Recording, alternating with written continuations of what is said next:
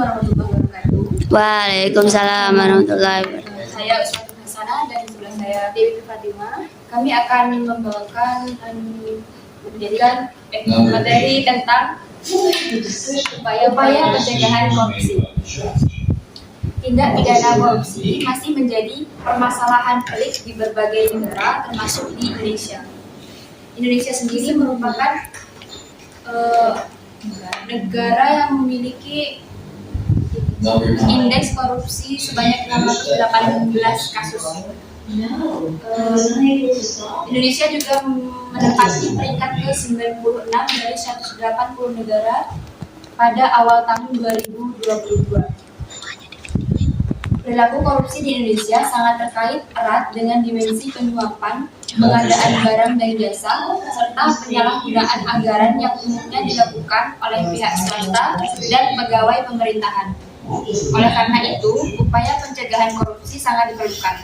Pemberantasan korupsi tidak cukup dilakukan hanya dengan komitmen semata. Komitmen tersebut harus diaktualisasikan dalam bentuk strategi yang komprehensif untuk meminimalisasi tindak korupsi. Upaya pencegahan korupsi dapat dilakukan secara preventif, detektif, dan represif. 1. Strategi preventif. Upaya preventif adalah usaha untuk pencegahan korupsi yang diarahkan untuk meminimalisasi penyebab dan peluang seorang melakukan tindak korupsi. Upaya tersebut dapat dilakukan dengan memperkuat Dewan Perwakilan Rakyat atau DPR, memperkuat Mahkamah Agung dan juga jajaran peradilan di bawahnya, membangun kode etik di sektor publik, membangun kode etik di sektor partai politik, organisasi profesi, dan asosiasi bisnis, meneliti lebih jauh sebab-sebab perbuatan korupsi secara berkelanjutan, dan penyempurnaan manajemen sumber daya manusia serta peningkatan kesejahteraan pegawai negeri, mewajibkan pembuatan perencanaan strategis dan laporan akuntabilitas kinerja bagi instansi pemerintah, dan meningkatkan kualitas penerapan sistem pengendalian manajemen, penyempurnaan manajemen kekayaan milik negara atau BKMN, meningkatkan kualitas pelayanan kepada masyarakat, apalagi untuk menciptakan nilai atau value secara nasional. Itu merupakan strategi preventif yang dilakukan oleh negara Indonesia. Yang kedua yaitu strategi detektif, merupakan usaha yang diarahkan untuk mendeteksi terjadinya kasus-kasus korupsi dengan cepat dan biaya murah sehingga dapat ditindaklanjuti. Berikut merupakan upaya detektif pencegahan korupsi. Yang pertama yaitu perbaikan sistem dan tindak lanjut atas pengaduan dari masyarakat, mungkin biasanya dilakukan oleh pihak polisian. Pemberlakuan kewajiban pelaporan transaksi keuangan tertentu, pelaporan kekayaan pribadi pemegang jabatan dan fungsi publik, partisipasi Indonesia pada gerakan anti korupsi dan anti pencucian uang di kancah internasional. Yang terakhir yaitu peningkatan kemampuan aparat pengawasan fungsional pemerintah atau APFP dalam mendeteksi tindak pidana korupsi. Kemudian yang ketiga itu ada strategi represif, yakni usaha yang diarahkan agar setiap perbuatan korupsi yang telah diidentifikasi dapat diproses dengan cepat, tepat, dan dengan biaya murah, sehingga para pelakunya dapat segera diberikan sanksi sesuai peraturan perundang-undangan yang berlaku. Upaya represif antara lain penguatan kapasitas badan atau komisi anti korupsi, penyelidikan, penuntutan, peradilan dan penghukuman koruptor besar dengan efek jerak, penentuan jenis-jenis atau kelompok korupsi yang diprioritaskan untuk diberantas, memberlakukan konsep pembuktian kembali, meneliti dan mengevaluasi proses penanganan perkara korupsi dalam sistem peradilan pidana secara terus-menerus, pemberlakuan sistem pemantauan proses penanganan tindak korupsi secara terpadu, publikasi kasus-kasus tindak pidana korupsi beserta analisisnya, dan yang terakhir yakni pengaturan kembali hubungan dari standar kerja antara tugas penyidik tindak pidana korupsi dengan penyidik umum, penyidik pegawai negeri sipil atau PPNS, dan penuntut umum. Demikian materi tentang upaya-upaya pencegahan korupsi. Mungkin kami akan membuka pertanyaan. Saya Rina Andika, saya ingin bertanya kepada Uswa dan Dewi. Baik, materi. Pada poin 1, strategi preventif, itu kan upaya preventif dapat dilakukan dengan salah satunya memperkuat Dewan DPR, Dewan Perwakilan Rakyat. Nah, itu bagaimana bisa memperkuat Dewan Perwakilan Rakyat, sedangkan pelaku korupsi banyak dari anggota DPR itu sendiri, seperti Wakil Ketua DPR Aziz Samsudin. Iya. Orang DPR juga. Itu tadi tanya, bagaimana bisa memperkuat DPR, sedangkan pelaku korupsi itu dari DPR itu sendiri? Gimana sih pertanyaannya? Oke, sampai waktu untuk menjawab pertanyaan tersebut.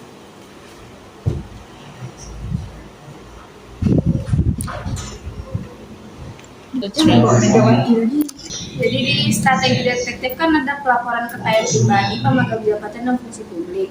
Jadi yang dilaporkan tuh kekayaannya itu untuk rakyat biasa saja atau kayak seluruh menyeluruh warga Indonesia tuh maupun pejabat-pejabat tinggi juga dilaporkan atau soal kekayaan.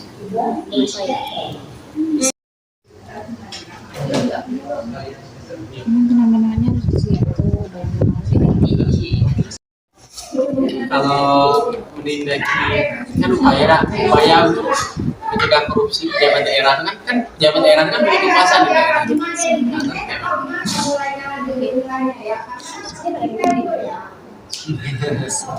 Aduh kok deh, iya, yang terkadang nggak tahu belum dari mana Itu kebebasan pejabat kebebasan di daerah.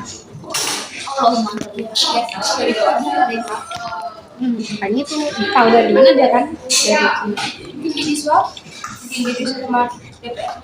Bisa jadi hasilnya. Kadang tuh masyarakat jadi rasialis. Upaya pencegahan korupsi pejabat daerah yang memiliki kuasa di daerah tersebut. Kita harus memanui. Nah itu hal terjadi. Biasanya malu bisa. Dan itu kekuasaan tertinggi yang megang.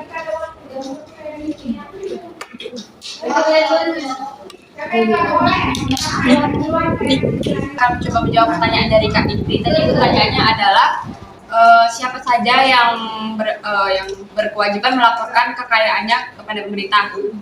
Nah, itu yang berkewajiban untuk melaporkan kekayaannya ke pemerintah itu adalah pegawai-pegawai sipil di suatu lembaga. Misalnya dia pegawai di DPR, seperti itu. Jadi jelas, dia itu kan kerjanya di situ. Jadi itu udah terukur gitu. Misalnya dia kekayaannya 10 miliar misalnya gitu. Jadi dalam waktu berapa nanti bakal dilaporkan lagi dan itu pasti udah ada rinciannya. Jadi kalau misalnya ada yang ganjal itu pasti kayak dipertanyakan. Jadi asal bisa dipastikan nggak kalau semua pegawai terkait ini memang sudah melaporkan harta kekayaannya, ya bukti pelaporannya. Iya. Jadi kan upayanya, bukti pelaporannya dalam bentuk apa? Iya, bukti pelaporannya dalam bentuk apa? Bisa nggak dipastikan? Kalau memang dari semuanya itu memang sudah melaporkan bukti pelaporannya. Yang tadi tambahan dari Kak Cici tadi kan laporan harta kekayaan itu bagaimana sistemnya. Jadi para aparat yang bekerja itu sistematikanya adalah pertama pelapor mengunduh formulir di situs yang sudah disediakan oleh KPK. Lalu melakukan pengisian harta pada formulir LHKPN dari halaman pertama berupa ringkasan LHKPN hingga halaman terakhir berupa hutang. Ketiga, apabila kolom isian tidak mencukupi bisa tambahan halaman. Keempat, isi lampiran mulai dari halaman pertama berupa informasi penjualan atau pelepasan harta dan penerimaan atau pemberian hibah dalam satuan hingga halaman terakhir berupa surat kuasa yang juga harus diisi oleh pasangan dan anak yang masih menjadi tanggungannya. Yang kelima, itu menyimpan formulir dengan format nama dan lain-lain. Lalu dokumen tersebut melalui email. Keenam, pelapor wajib mencetak dan menandatangani formulir pada isi halaman pertama dan lampiran halaman ketiga dan keempat. Untuk kedua lampiran harus dari materai 10.000 di masing-masingnya. Yang ketujuh, dokumen yang sudah dicetak beserta dokumen pendukungnya dikirim melalui pos ke KPK, tepatnya ke Direktorat Pendaftaran dan Pemeriksaan LHKPN KPK di Jalan Kuningan, Persada, Kavling 4, Setiabudi, Jakarta. Jadi bagaimana tahu dia sudah mengisi atau belum? Itu kan per lembaga itu pasti mendata setiap anggotanya. Misalnya anggota 100, nanti kan yang ngumpul udah berapa, jadi dilihat. Dan itu kan ada datanya, nama dan segala macam, jadi yang belum bakal tertanda. Baik, ini saya akan menjawab pertanyaan dari Kak Ridi tentang kenapa kita harus memperkuat DPR sedangkan DPR sendiri belum korupsi. Nah, karena DPR sendiri baik korupsi, maka kita harus memperkuat DPR dong logikanya. Dan pada dasarnya KPK sama DPR itu saling menguatkan dengan bekerja sama untuk memberantas korupsi. Jika ada anggota BKSPAP DPR RI yaitu Johan Budi sebagai anggota komisi 3 DPR RI menyusun hak legislasi dengan fokus pada RUU KUHP, RUU KUHAP, RUU PAS dan RUU kelembagaan untuk saling menguatkan DPR-nya.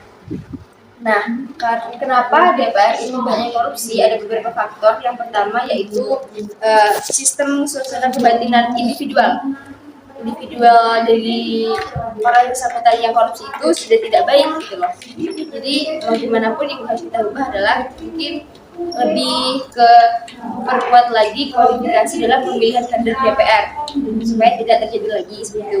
Faktor yang kedua yaitu korupsi itu terjadi akibat salah penggunaan kewenangannya. Maka dari itu kita harus upayanya mungkin lebih ke